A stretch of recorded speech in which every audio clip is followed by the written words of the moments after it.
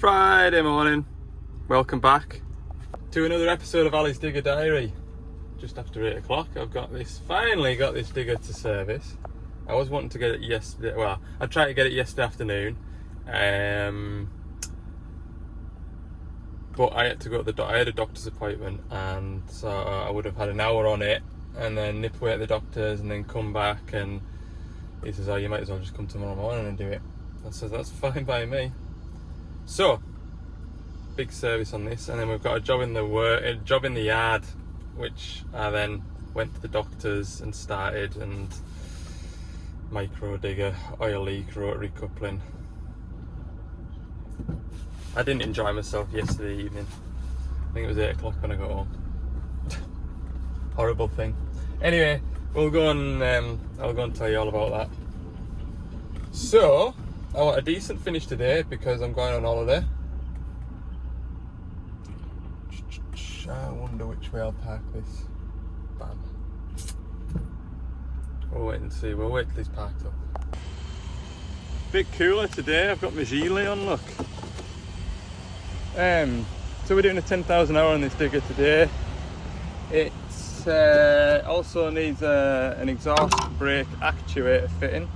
This machine had a very intermittent fault at the beginning of the year for the exhaust brake actuator, and tests on site suggested that there was a fault in the wiring loom between the loom and the ECU, and the ECU is behind that counterweight, and to do further testing we needed the counterweight off. Anyway, we got the machine back to the yard, and unfortunately couldn't find an issue with the wiring, but I had the counterweight off, and I replaced the wiring from the ECU to the exhaust brake actuator to rule it out, so to speak. Anyway, 6 months later it has developed. It's on permanently now, so I've got an actuator to go on it. There we go. And there's one more problem. The power up solenoid coil has a fault code for open circuit. So when you're digging, you press in dig mode, you press the left hand button on the right hand joystick. That basically gives you an extra few bar while you're digging.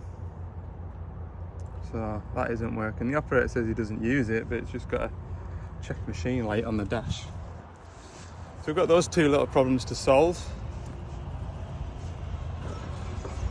And then back to the yard, hopefully. I'd like to have this knocked off by lunchtime. That's the plan. I'll do the exhaust brake actuator last because that is going to be hot. Hey, oils are draining nicely. This air filter ready for a change. Good. What was I going to say?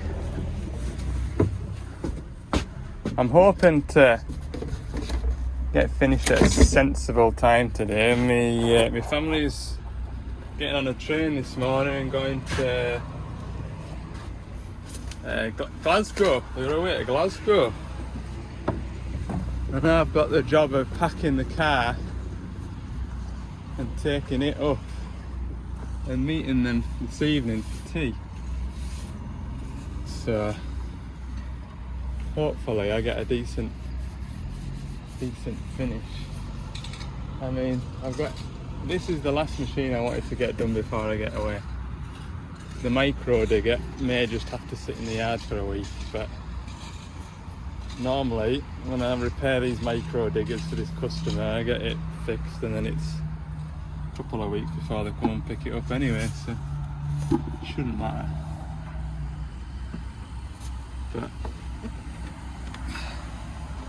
yeah, I'm not looking forward to this micro digger because basically I've already done the job once yesterday and I didn't get it right, which means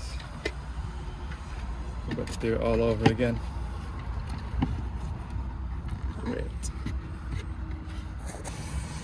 So, fuel filter head's clean. There's no, normally the signs of that thing blocking up is this orange rubber there. There's normally bits of thread sticking out from underneath it. Get a pick, pop it open, just make sure it's empty.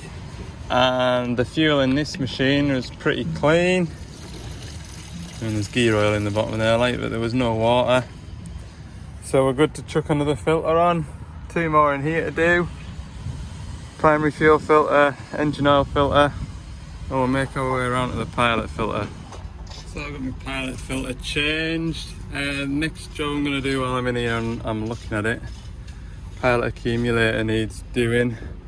Operator was complaining about getting quick couplings on and off the attachment. The attachment, you know, like the quick fit couplings down at the end of the boom for grabs and hammers and stuff. And I've just turned the ignition on and wobbled the joysticks and it doesn't do anything, so might as well while we're here. I have started to carry one on the van now. So I must remember to put one of them back on. Am I going to remember to do it before I go on holiday? No, I'm not. When I come back from holiday will I remember to do it? No, I won't. I'll remember when I've got a pilot accumulator to change. I'll go, oh, I've got one of them on the van, and then I don't. Having said that, I've spoken about it long enough there now, so I should remember, shouldn't I? I'll probably remember when I'm editing this video for you. A pilot accumulator. Now I can't get a 30mm spanner onto it, so I'm hoping I'll get it with these. New one going on. Didn't even have a little fizz at the end of the threads. What we want to see. Just need to get it started on the new threads. There we go. Yeah, I took a bit of getting off. Look, 2 30mm spanners, set of grips, a hammer. You just can't get, see, you just want to get on it, but you cannot just, so you have to like do your best to get these pipes out of the way. And it's just awkward, look. Oh, pilot pipes everywhere. Okay, quick check on the slew gearbox oil. It's still dribbling. First to drain, last to fill, that one. At least the machine's warm and the outside air temperature it's not hot like, but it's warm, so it shouldn't take as long as it would do in the middle of winter. Let's have a square up of tools, because I probably don't need half of this gear now. Don't need any of that, or any of that. Chuck it on the bench for now.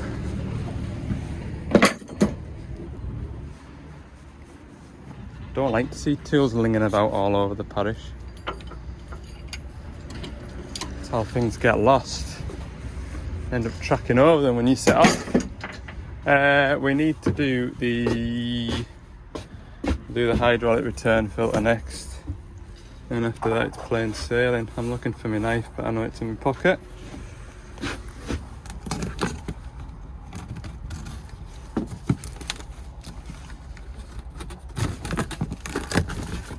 Go. Return filter on a 17mm shocket. Oh, and a rag. You cannot do this without needing a rag, like.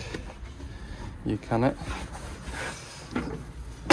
17, there we go. Beautiful. Upstairs we go. Probably should have opened this engine cover a bit sooner, because it is roasting in here still. Anyway, that's what we're changing in about an hour or so. I'll have to take all that'll need to go, so I'm at it. Equally, I'll need to take this foot plate off that I'm standing on to refill the slew gearbox. Right, I've got that engine breather filter there to do, a couple of cab filters, and engine oil to go back in it. That'll be the service nearly done. Well, filling that slew gearbox up wasn't all too painful. And the main reason is it's got a straight tube right into the gearbox. Why they can't all be like that, I do not know. But that's not taken long at all. So, a couple of cab filters then, we'll do them. We'll do one job at a time out, otherwise I'm getting something. Why aren't you going there?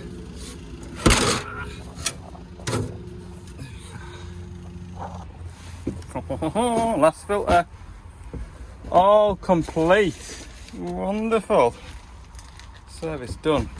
I mean, we haven't ran it up and everything, but don't want to make that exhaust brake any heavier than it already is. So, it's a heavy little box. There we go. What time is it? I feel like I'm getting on well, look. Whoa! 9:30. Doesn't make a difference when you just left to get on with the job. You know what I mean? Phone hasn't rang. As much as I enjoy the social interactions with digger drivers, I would say 99.9% of you are good company, chatting away to us, it passes the time. I do feel like when I'm focused and I've had my cup of coffee, I am unstoppable. Oh, good. Right. I'll open this up. Have a look inside this. Oh, look how expensive does that look.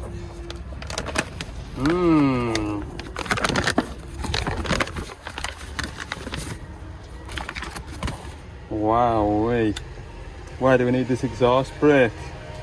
Answers in the comments. Why does a machine fitted with SCR emissions control, why does it need an exhaust brake? Put your answers in the comments.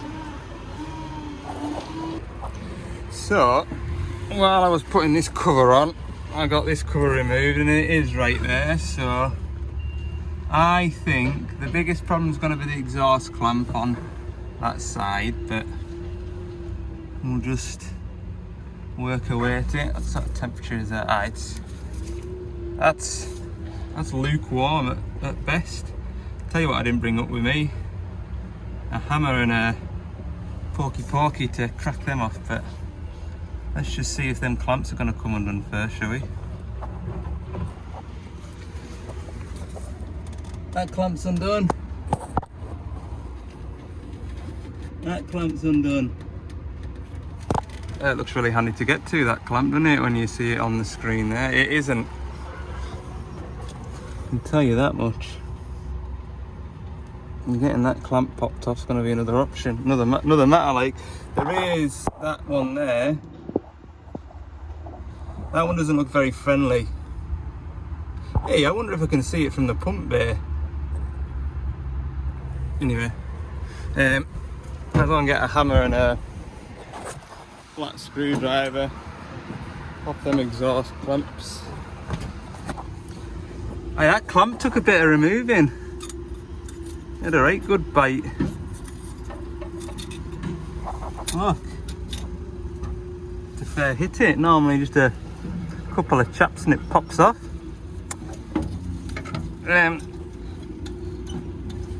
I've got no chance of getting at the other one if it's going to be that tight, so now I've got it off the exhaust pipe, I'll get my whiz popper on that. Aha, there we go. That's well seized onto that. Chapper and chap there. I'll pop that clamp free. Pop that clamp free. We'll then put that clamp onto that one loosely, not tight. Probably a peach. I still don't know why it can't find its end stops. That was a weird thing as well. When I did the motorised valve test, it passed the test every time.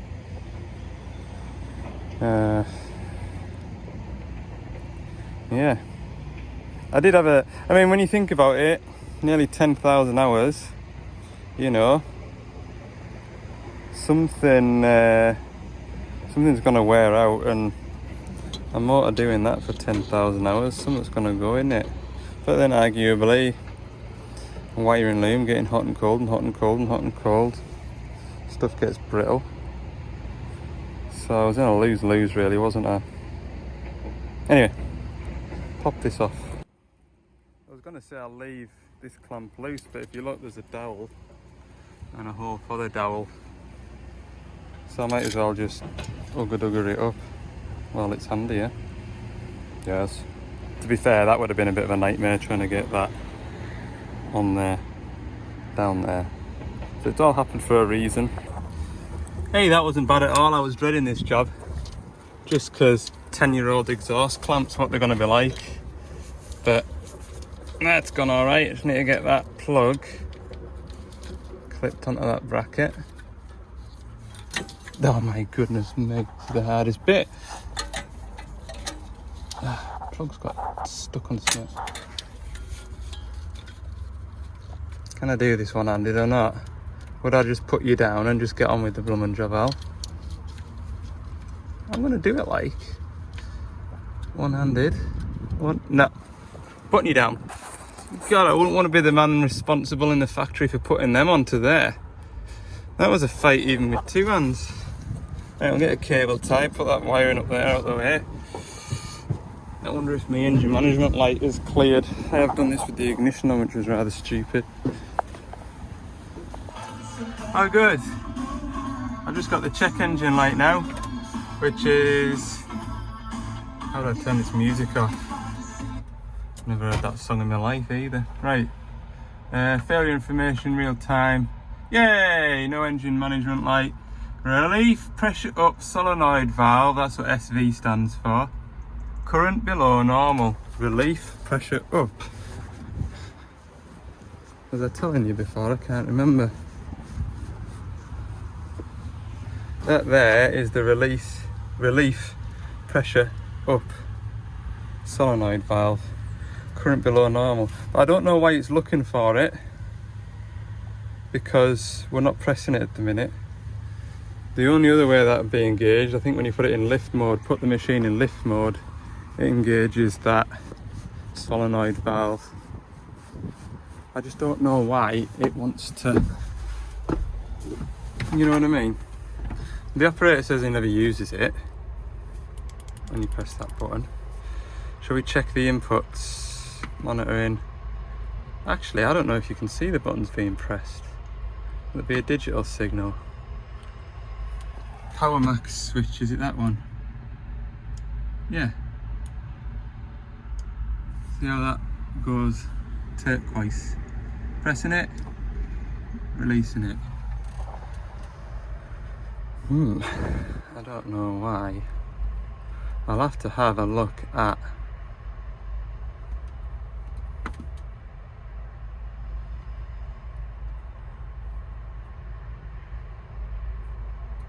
yeah, we'll have to have a look at why it's doing that in the schematic.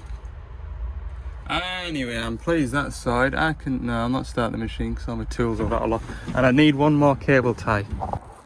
10:15. Oh, I'm really happy about that. That'll be it till lunch. Right, DX10 140LCR-5, service manual, serial number all. Go. Alright. Schematic. I'm pretty sure the solenoid valve, what's that mean? Pretty sure the solenoid valve power comes permanent live, and the EPOS switches the earth. That could be completely wrong. Right, got all these. Relief pressure up, that's the one. Yeah, comes straight from the EPOS, and it shares the earth with all the other. That's right, isn't it? Yeah, it shares the earth with all the other. Oh no, wait, no, where's this one coming from? Is this coming from a fuse box? Yes, it is. There. There's a 10 amp fuse that feeds it, but as you've just seen, I've read it wrong, but where are we at here? This live here feeds the relief pressure up, high speed travel, breaker solenoid, and not the pilot cut-off, that's a separate live. But then that live goes to high-speed travel switch, smart power control switch, and the TMS controller. I haven't really done a good job of zooming in and showing it, but you've got to take my word for it. To the best of my knowledge, 2-speed tracking and everything else works. So it has to be something stupid, doesn't it? So what I did yesterday when I popped in, I unplugged it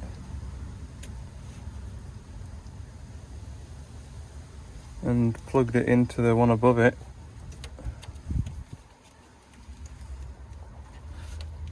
Let's see if it was a solenoid coil, just real quick. And it wasn't. Go and double check that again.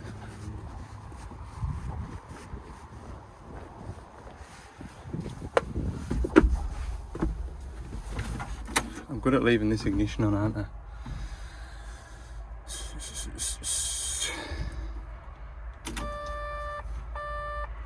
I don't know why it's getting... Oh, shush.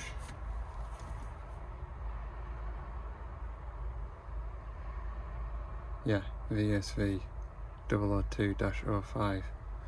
So it isn't the solenoid coil, it has to be the wiring loom.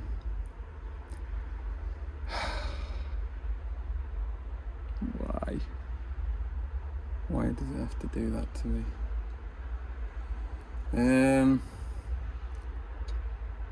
So what I need to do, go into the back of the cab, do a continuity check from down there behind the seat, because it's current below normal, isn't it? So it's an open circuit.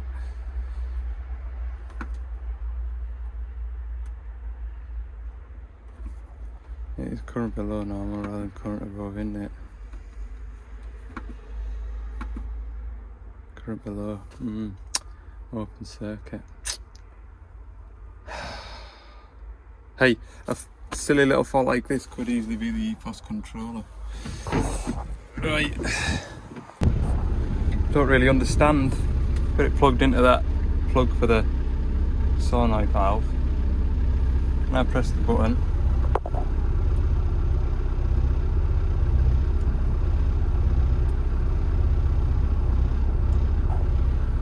So, relief pressure up, solenoid valve B, current below normal. How can that be current below normal? Is it expecting to have a higher doodah like? There's another 140 LCR over there, why don't we just go and try that? See what it reads.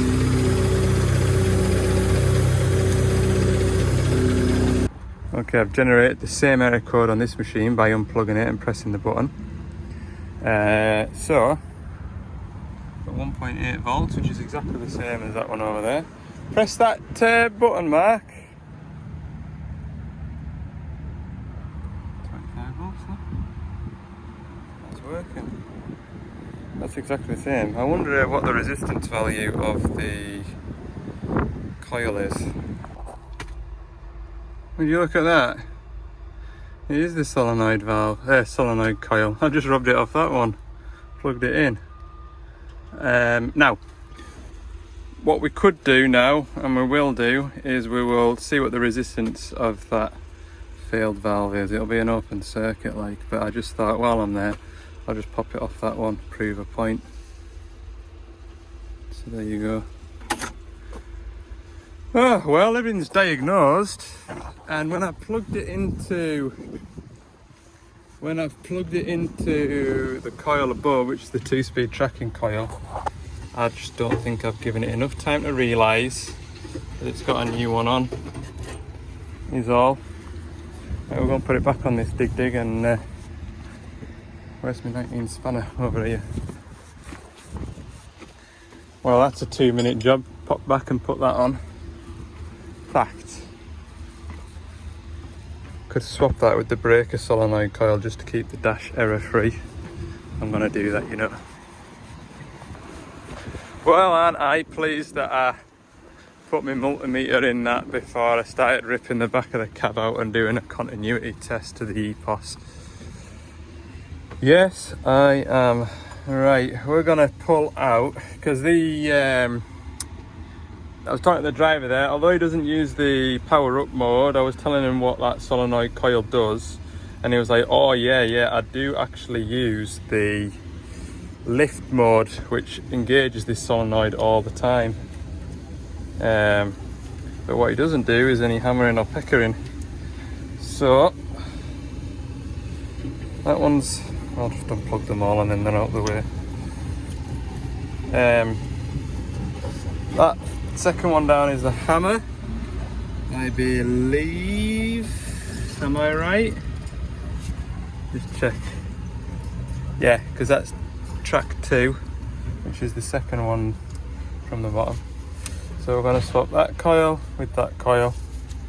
So he's got his lift mode for doing his manuals and stuff. And then when I get back from Holly Bob's, flipping off with these skinny little nuts. Yeah, when I get back from the holiday, we can just nip in here and swap that coil out, as long as I remember to do the right one. Funny, isn't it, how I swapped the plugs over and the fault remained. To be fair, when I plugged that coil in off that digger over there, it took about 5 minutes of staring at the screen thinking what on earth is wrong with this digger, and then all of a sudden it just disappeared.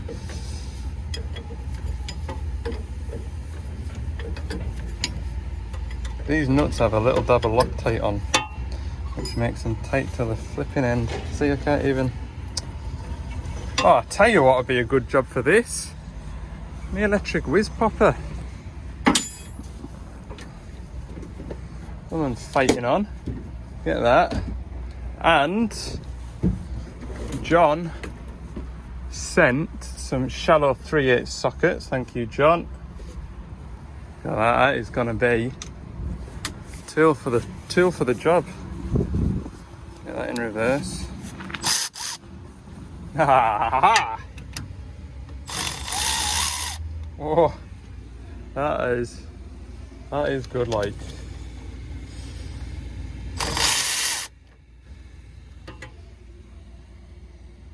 I should spend more money more often, shouldn't I? I should. Make my life easier. Right, that's the bad one. This is the good one. Pop him down there. Little washer there to go on. Put the bad one up here. Keep it with the machine and then. So I told him I'm on holiday next week, and the boss man says, oh, I've hired in a hammer. Can you go and hammer a concrete slab out? Tell him no, you can't. And then tell him for why. Take the other 140.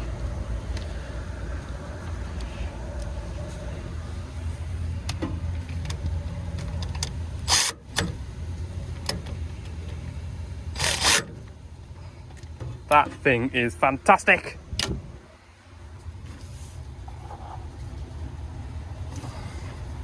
Right.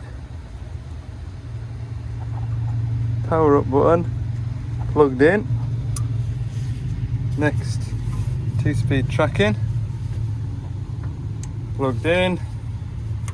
And then we've got a dodgy hammer button plugged in. And then we'll have pilot cut off. That's the important one, like. Plugged in. Good. Yeah, that was a sigh of relief. My work here is done. And it's not even lunchtime yet. That makes me feel happy. As long as this doesn't come up with a check machine light. Come on. Go. Oh. Hey! Clear dash. You love to see it. Press the power up button. no error codes. Absolutely magnificent. It's got a new pilot accumulator on here. So it's got nice smooth hydraulics again.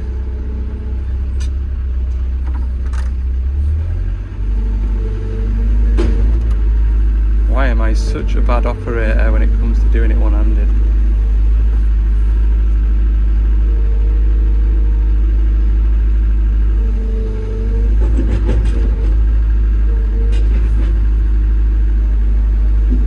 Beautiful.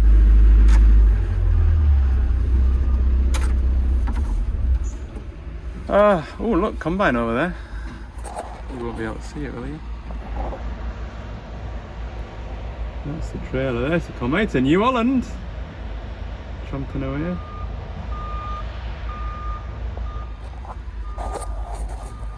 Finished combining at the farm now. Harvest is all over. Didn't go to the last field because it was that field in front of the farm. So get to look forward to doing it all again next year.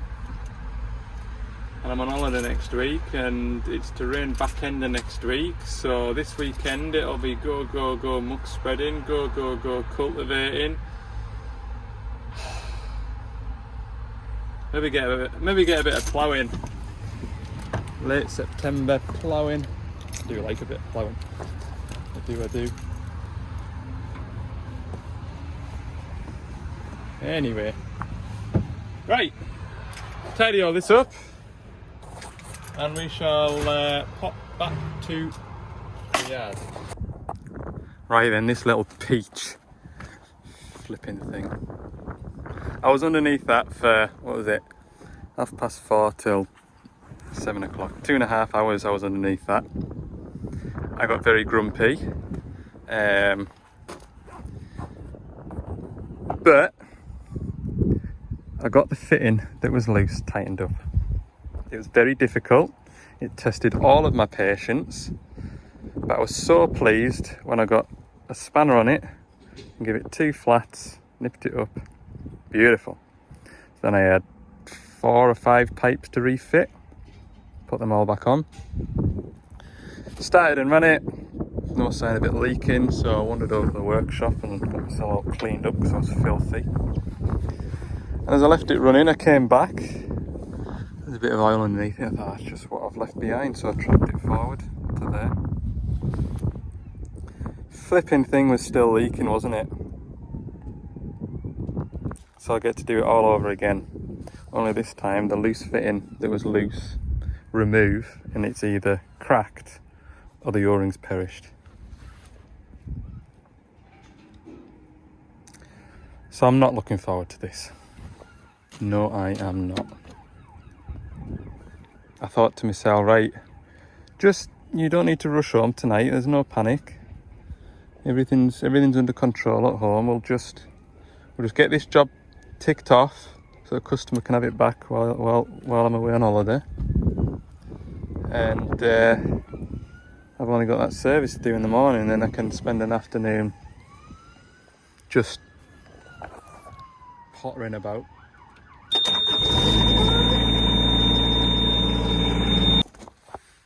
I've got it propped up. That ram is fully closed, so that cannot go anywhere. You can even see the oil leaking off it, look.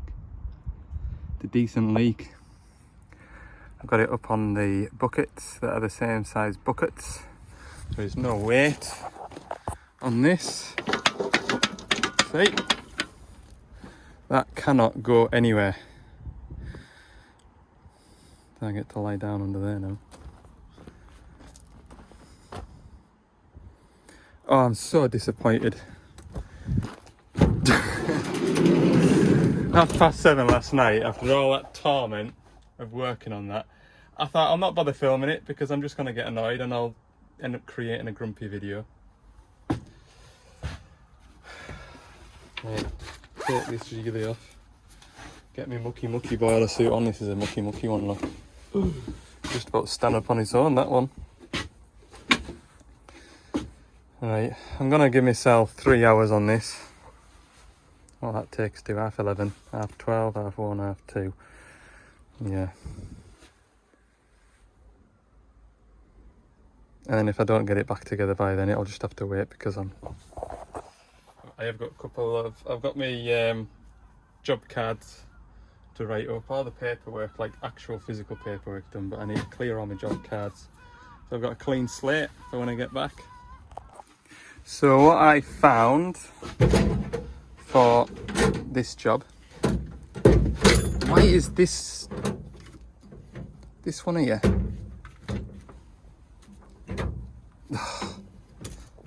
Ah! Toolbox doesn't want to open.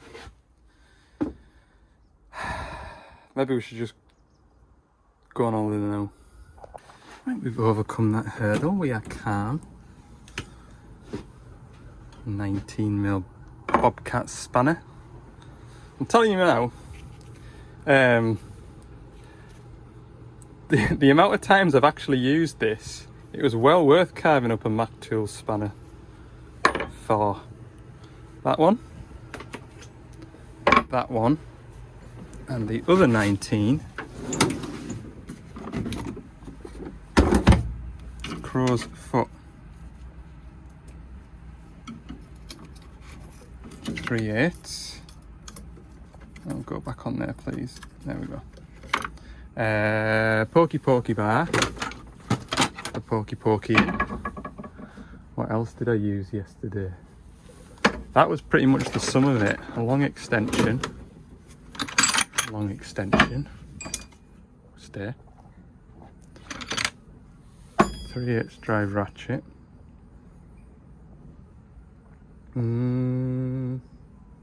Handful of rags, because stuff goes in your face.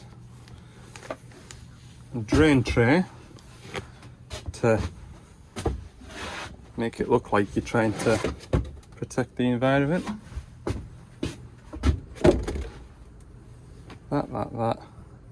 I did get through 2 tins of brake cleaner yesterday, but it's fairly clean in there now. It was all the grit and sand and muck was all stuck to everything. It was just horrible. Drain tray. Oh yeah, that's what I need. A whole lot of patience. Where did I put that? Okay, so the offending fitting is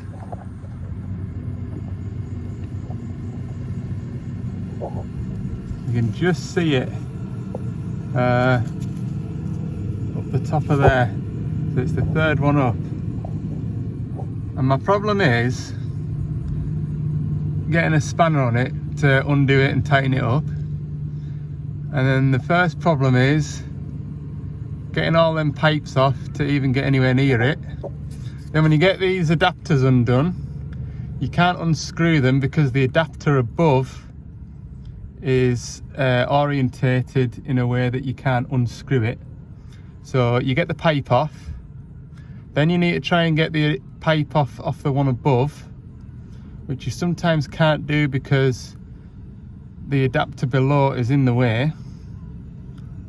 And then this pipe here and its adapter all the way up there needs to come off, and that really sucks because that is a horrible pipe to fit. There's nothing nice about this whatsoever. And I didn't take that third adapter out because there's another pipe which is a 1/8 pipe, I think, which is even higher up the top. And I just looked at it and I thought, never in creation will I ever get that off or back on anyway. You can't drop the rotary coupling down without spending 2 hours taking this ram out.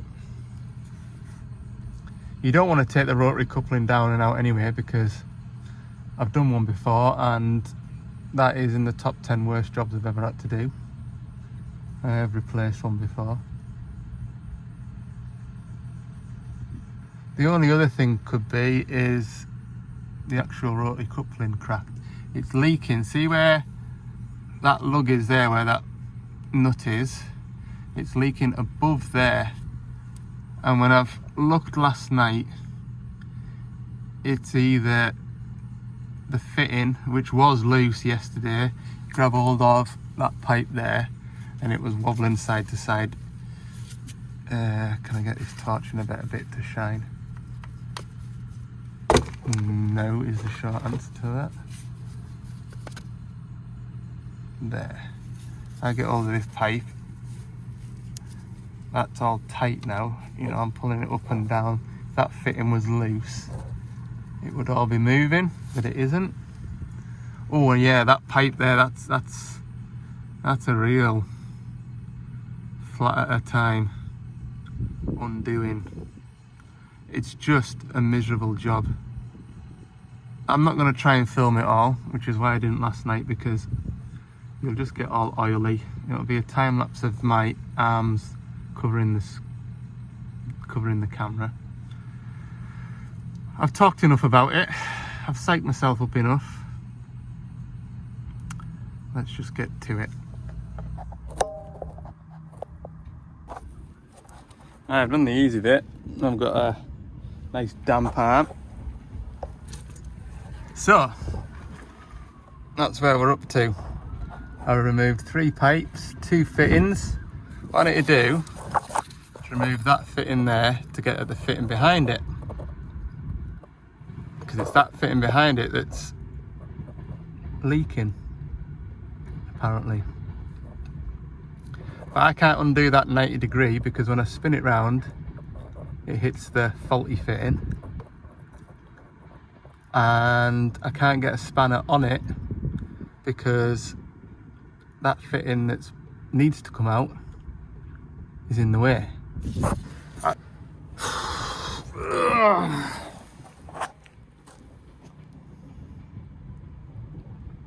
If I do get it, I'll feel good for it, and I won't think about it while I'm on holiday, but come Sunday night when I'm going to work, I'll think, oh, I've got that DX10 to do.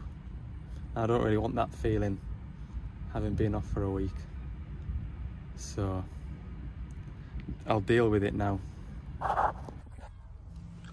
Right, done what I didn't want to have to do, which is remove that. Oops. I didn't want to have to remove that top 90 degree elbow up there, but I just simply had to get a spanner on the problem fitting, which is now that one, so I could loosen it to get the fitting out below. And now the problem fitting still won't come out because of that top pipe. Okay, so last night I couldn't be bothered with the hassle of taking this floor plate off. Does it make my job any easier? Well, not really, because I wasn't trying to move that top pipe. But in this instance, you can't even see it, can you?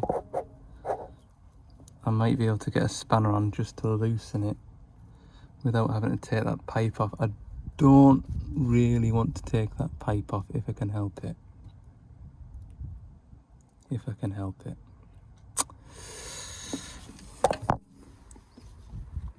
Because that'd be a nightmare of a thing to try and get on. Just, it's one thing taking a pipe off, and I found this yesterday. Taking a pipe off is fine.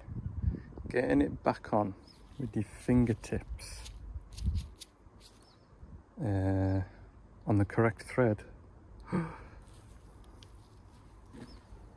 God, it ages you, like, it really does. That blooming engine mount. If that engine mount wasn't there, oh, you just whip that top pipe off and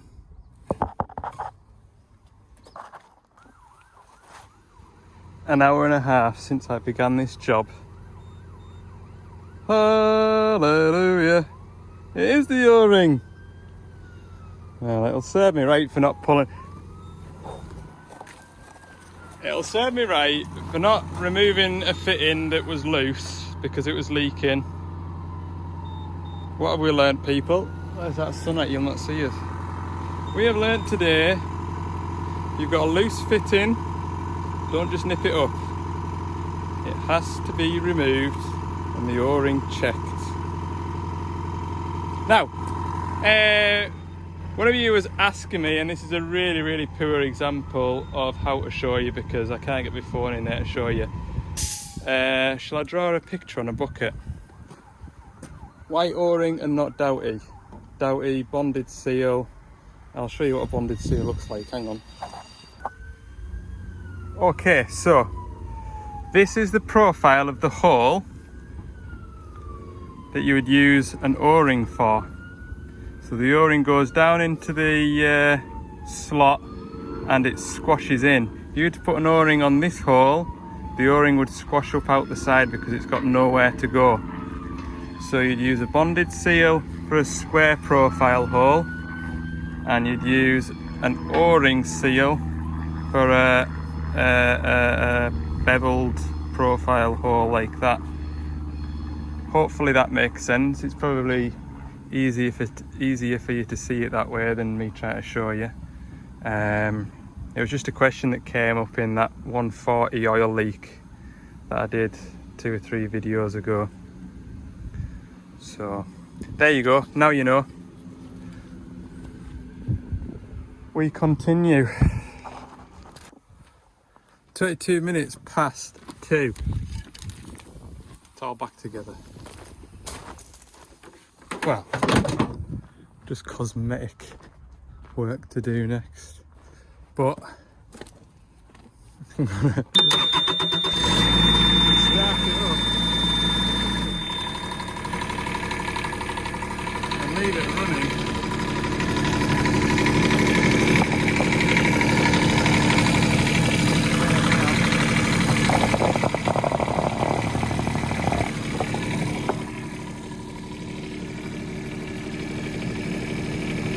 Looks good at the minute.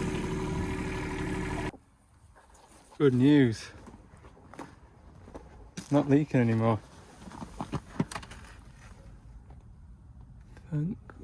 You're under here, not me, by the way. Pleased about that. Ah, right. Did a fun job of putting that floor plate back in. Ready for food, like I am. Right, I'll go and get on with some paperwork. So I'll be away on holiday now. Well, once I've done my paperwork and stuff. So we'll wrap the video up. Thanks for watching. Subscribe if you haven't. Like the video if you've enjoyed it. We'll see you all again for me in a week's time. Next week. Enjoy the rest of your weekend. I don't know when this video is going to go live. Bye for now.